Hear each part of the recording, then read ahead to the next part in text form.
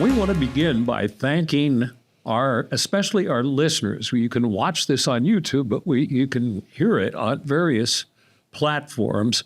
And I just found out that we gained in the last 30 days 8,000 new listeners. What? 8,000 in 30 days. I wonder what market we hit. I didn't check out. It's because of you, Nicole.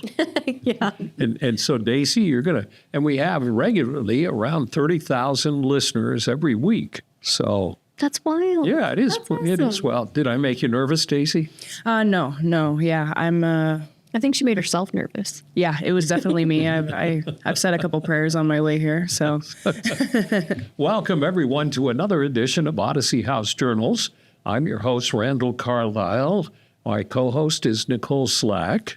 You're speaking to thousands now, Nicole. I know. And we appreciate and they're writing in and asking about your style and stuff like that. I'm so sure.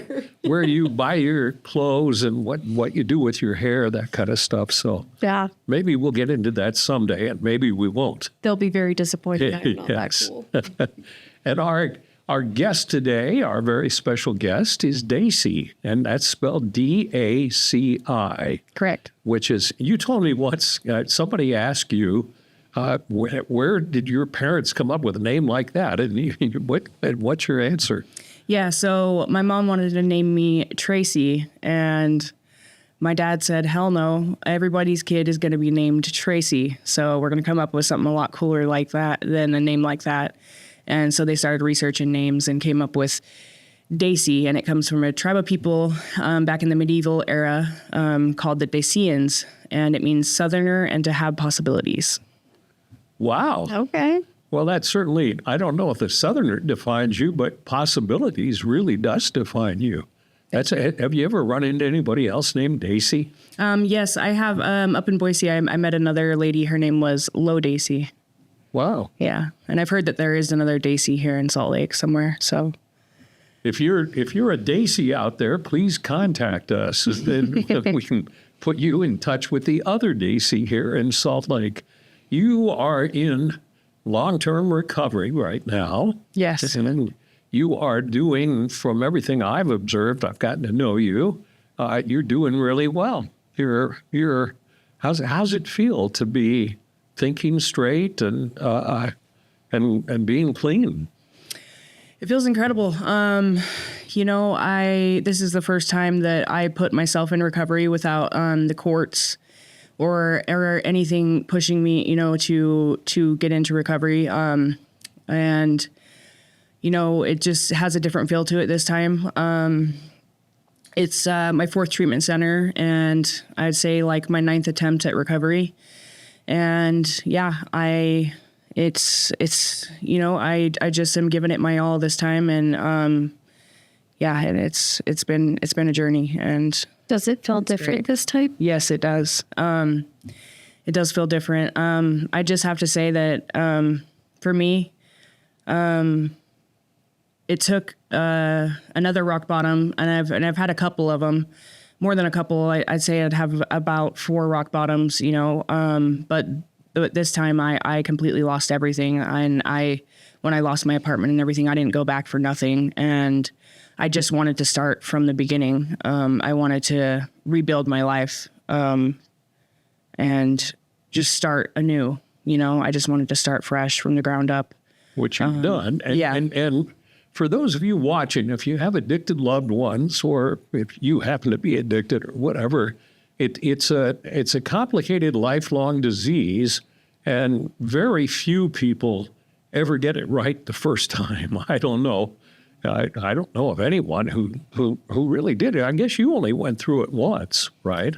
Yeah, but I tried to stop drinking on my own several times. And like Daisy said, she went through 4 treatment centers and 9 attempts at sobriety, because it's not recovery's not easy, right? It's not, yeah. And I'd say before I got into Odyssey House, 4 of those attempts were on my own. I would go to the VOA detox center and I would get clean I'd be in there for about 3 days, and then I'd start feeling good, like, okay, I got this, and I'd get out, and it'd be just a matter of a couple of days. I'd be right back at it. I'd be putting substances back in my body. And I just finally, I got to a point where I was like, I'm going to need treatment. I'm going to need to withdraw myself from the environment that I'm going back to. And I'm going to need to distance myself, for a long period of time from, just the toxic behaviors and everything, So I decided to go to Odyssey House and, change. What was it that, so you went through 4 rock bottoms and all these attempts. What was it that finally clicked in your head that said, I've got to get this together here, and I've got to do it right? Really, for me, it was the fact that I had hurt I severely traumatized my daughter. I broke her heart, and I just realized that I wasn't living for anything, and I knew that I've known ever since I was a little girl that my life has a lot more purpose than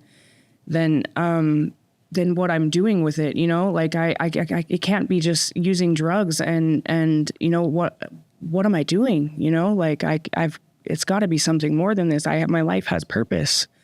So I've got to fix this, and that's really what pushed me to get into recovery is I've got to be a part of my daughter's life. I've got to love myself so that I can learn to love others. Where did it all start though? Like you're here now, but yeah, I would definitely have to say that it started with, it definitely started from childhood trauma. At first I thought it was, I was just using for the fun of it. I thought it was recreational, but in my first treatment center, I learned that, I was abandoned at a very young age. And, that happened when I was putting my autobiography together. And, so I worked through that with a therapist, and I did a lot of EMDR therapy. So my first treatment center, I did a lot of work, and that, it took me about 6 months to surrender to the program in my first treatment center. I had a chip on my shoulder. I felt like I didn't need any help, It took me about 3 years to graduate my first program, and it was an intensive outpatient program. And I almost went back to prison rather than doing that program. I almost told my attorney I'd rather go to prison than doing this, just because I was so unwilling to do the work. And I'm glad that I finally had an aha moment and that I came to Jesus and realized that all I have to do is surrender and do what they're telling me to do. And I took the suggestions, and I had people come to me and go, something's different about you. There's a light in your eyes. Like, we see that, the switch has flipped with you. Like you're doing this, you're doing the damn thing. So why are addicts so stubborn I know. about flipping the switch and saying, okay, because everybody we talk to who succeeds says, I finally said, okay, it's not working out the way I'm doing life, so I'll listen to you and try it your way. And then it starts working. Why is it so hard? I think, I think part of it is they don't want to admit. It's scary, there's a lot of fear in life. They just have a hard time admitting that they have uncomfortable feelings, and at first we aren't taught about how to deal with those emotions or how, even to name those feelings or emotions. So I think a lot of it starts there. I also think though, like the unknown is so scary versus what you know. So like I knew drinking, I knew the outcome, I knew everything, but at least I felt safe, even though I wasn't safe. The unknown of like not drinking and have to deal with everything, like that's overwhelming. I think that was my hump. I agree. I I hate to use the old AA expression, one day at a time, but the first time I went to an IOP program, and I'd been drinking alcohol. It had been a major part of my life for years. And the concept of never drinking again as long as I live, I couldn't grasp. Yep. But then when I went through the program again, because I'm a slow learner just like you, okay, and I finally got a sponsor in AA, and he told me he said, you may start drinking again next week, but why don't you just, and it was the old one day at a time. He said, just look at today. Are you drinking? And I go, no. And he said, then go to bed tonight and pray or meditate or whatever and hope for the same kind of thing tomorrow. And the tomorrows keep adding up, and they do. And pretty soon, I mean, like I've got 13 years now, and I don't think about it anymore. I don't keep track, except for my anniversary. But it's the whole concept of okay, I'm comfortable drinking, okay, and to tell me I can't do that again because I'm stubborn, just like every other addict who comes into a treatment program, it's a hard concept to accept, and you've got to humble yourself. Don't you think? Yeah, absolutely. You do, and and even after I completed treatment, I ended up relapsing, and I had reservations. I obviously had things I still needed to work through, and I, for some reason, had some underlying depression. I had something that I needed to uncover. And it had something to do with my recovery cycles, my relapse cycles, and what was leading up to my relapses that I couldn't figure out. And Odyssey House has actually done a really good job of helping me figure that out. I've had a lot of epiphanies while I'm in Odyssey House. But I thought I was always going to need to have methamphetamine as a way to have energy to get through life, because I have always suffered from depression. And I thought, man, like nobody will know. I'm gonna use methamphetamine as a way to self-medicate. Yeah, to energize myself and to get energy. I'm feeling great about life. Yeah, and nobody's gonna know, and it's gonna be okay. And I told myself those excuses, and I thought damn sure I was gonna get away with it, and eventually, it deteriorated my brain and I mean, it became very obvious that I was using drugs. And I mean, I became very unmanageable, and this happens with any drug that you use, we just get to a point where the drug isn't enough. We start using more of it,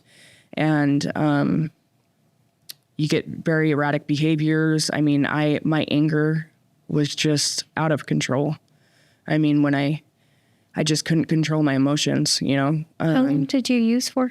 From the age of 18, as I started using methamphetamine at the age of 18, and I used it recreationally. I started using it mainly when I'd have to move. I'd use it for energy, like, oh man, I can move my house in 2 days, like if I had to move, and then I started using it more heavily, probably at the age of 23. I got sober when that first treatment center. I was sober from the age of 23 to the age of 25, almost 26. And then after that, I relapsed on methamphetamine again. And I mean, it's just been, I'm 37 years old now. So on and off for 18, 19 years. Yeah. And I just have now come to the point, I've been at Odyssey House for almost 6 months now, and I've just finally come to a point where I'm done with it. Like I've realized I cannot have meth in my life. Like it's not. I've heard you mention meth psychosis. Yeah. Describe that because what people feel with meth is this euphoric energy that seems like you can do anything and you're invincible and all that kind of stuff. But it gets to a point where you just start doing crazy stuff. Yeah. What's it like?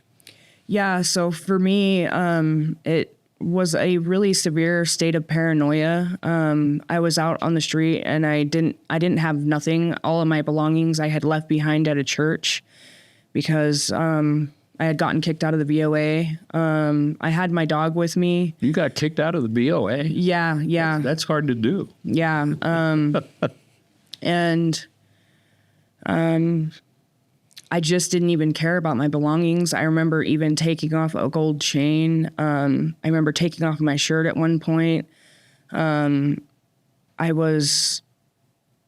material items didn't matter. Yeah, material items didn't matter. I was walking around barefoot, but I was really paranoid that people were after me and that I remember at one point that I needed to escape and that I was thinking about going to Antelope Island because I felt like people were going to murder me. And I mean, that's just really some high paranoia, that's high level paranoia. Thinking. Yes, it really is. So, I mean, when you come back to reality, you realize that none of that was really going on, and it was just purely the methamphetamine taking over your brain.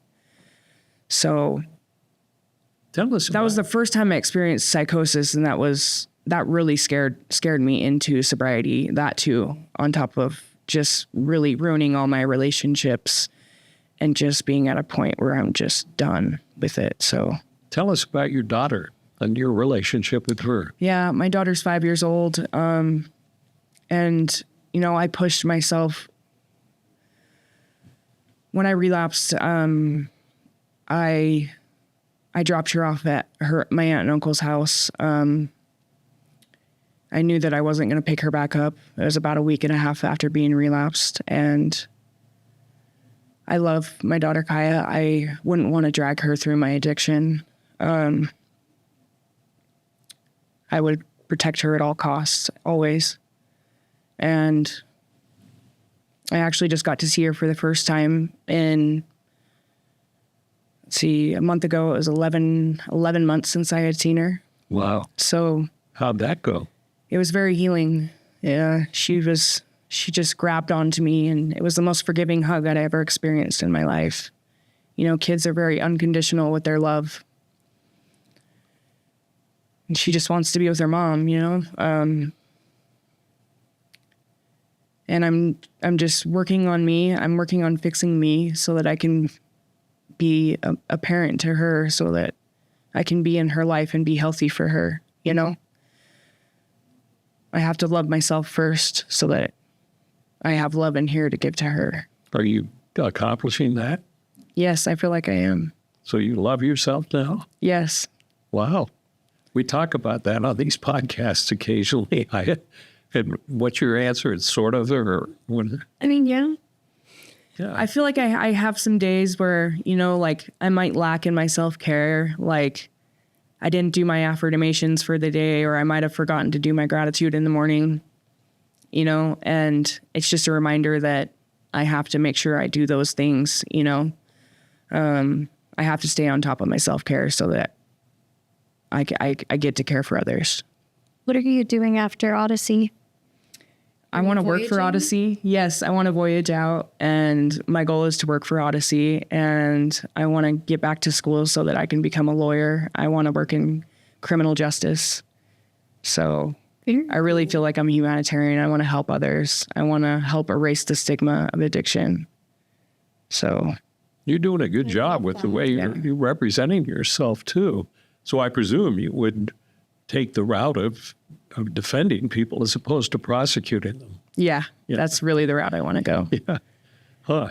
That's a long way to that's a long way to go, but you can accomplish it if there are people who claim if you can find long-term recovery and overcome addiction and a past like you've had, you're one of the strongest people around. So if you want to be a lawyer, you can be a lawyer. Yeah. Because you are strong. I believe you can do anything you set your mind to, Randall. And I believe that's possible for everybody in here, for everyone that's suffering from addiction. They just have to set their mind to it. And the only person that's getting in their way is themselves, and it took me a long time to realize that. It's been a lot of hard work and a lot of years of making the same repeated mistakes, but I feel I'm finally at a place of putting my foot down and saying enough is enough. So you're a leader now in your house, right? yes, I am. Do people, I'm curious, if I never asked this before, do other clients in your house that are at lower levels than you come up and talk to you about how you are doing things? Or, why am I having a hard time in this program and you seem to be succeeding? Yeah. It happens a lot on outreaches too. Like I always remind people that one day you're going to be in my shoes. It's just a matter of time. Don't give up. Like I always remind them, like I was in your shoes. Like I was where you were at. Like you're not very far from where I am. So when we say outreach, we frequently, some of our leaders in our program go out to various places in the community where there are people who are unsheltered.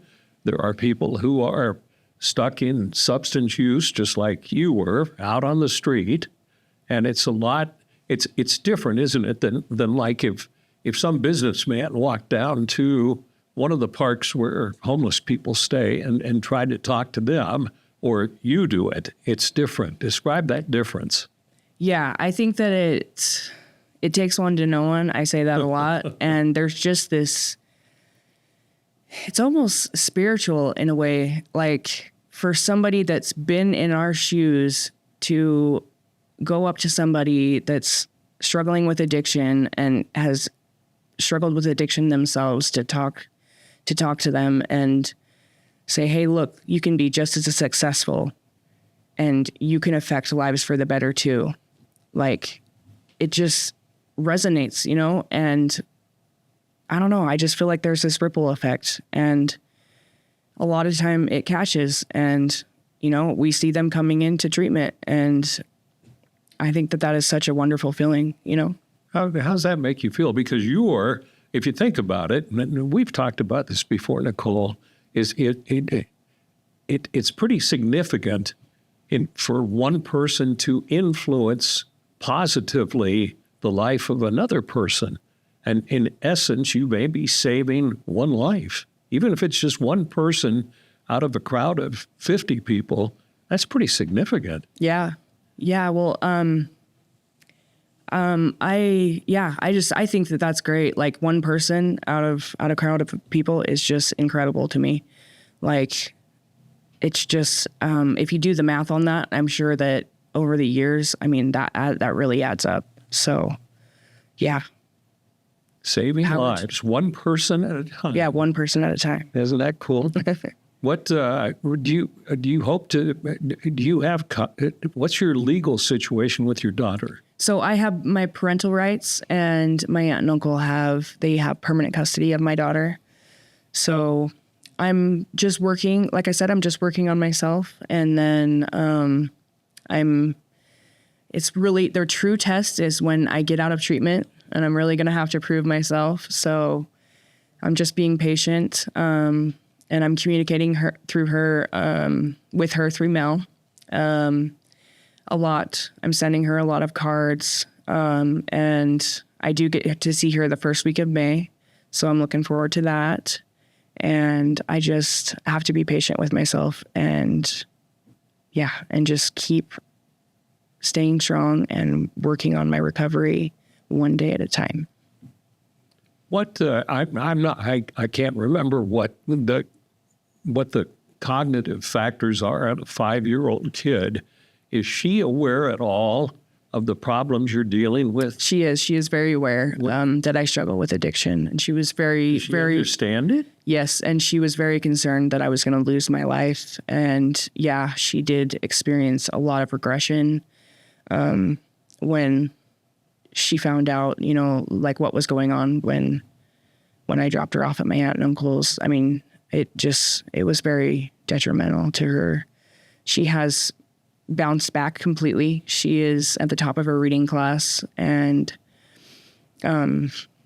she's doing wonderful in school. She is just so intelligent and smart, and she's so secure to be herself, which just amazes me, you know, when she's oftentimes, I guess her teachers say that when she's doing art projects, like she feels confident enough to just put her own spin on things. And that makes me feel safe knowing that like I did something right as a parent, you know? Sure. So. Because she has every right to be insecure as hell. Yeah. Having mom drop me off and took off, you know. Yeah. But, wow, that's cool. Yeah. So do you guys talk about the time you like, what kinds of questions does a 5-year-old girl have? Well, she's in therapy, so she has asked. She was scared that I was going to lose my life, so she asked if I was going to die from my addiction, and they did tell her that I could lose my life, and I think that's what caused a lot of besides the fact that the separation, some of that caused trauma, you know, and just the fact that we were separated, and I take full accountability for just failing her as a parent, for not being there when I should be, you know? Just Did you write her an impact letter? Yes, I have. Yeah, I did, and it was very emotional. Just writing it, it was very intense. Describe for my aunt and uncle have also written me a 5-page impact letter, and it floored me for about 3 weeks. Like I really had to take a lot of time to process that. Describe for people watching or listening what an impact letter is. An impact letter is a letter that you write from the person's perspective of how your addiction affected them. So you'd be writing as your daughter. Yes. That must The impact you've had on them. Oh, wow. Yes. They're brutal. Yeah, and a lot of healing comes So from much healing, so brutal. it. Yes. And you read it to other people in the program, correct? Yes. That, Yeah, you read it to a group of your peers. That must be difficult. Yeah. And very difficult to write. Mine took me weeks. I thought I would crank them out. I could crank any assignment out that we had in like 20 minutes. Yeah. Those took me 3 weeks. Yeah, mine took a month. Yeah, and they've actually increased the number of impact letters that you do. You do 7 now. Yeah, I only had to do 5. Thank the heavens. Yeah, I think it's the most healing assignment you can do in treatment. I do too. My therapist, I only had 3 done. 1 for my ex-husband, 1 for each of my children. And I was like, I don't really have a lot of people in my life. Like I've impacted a lot, maybe, I don't know, but these are the ones I know I've affected. And he's like, okay, I'm going to have you do 2 more. And he had me do 1 from my son and 1 from my daughter as if my suicide had gone through. Wow. Rough. Those ones took me the longest. And the regret and everything. And like, I think that's when I finally was like, I don't ever want to end my life. Yeah, that changes you. Yeah. Well, we're almost out of time. Any words of advice to somebody who has a loved one in addiction? I would just have to say, love them where they're at. Be patient with them, and definitely reach out for support. Join Randall's support group. He has a family support group, and it is awesome. Okay. Yes.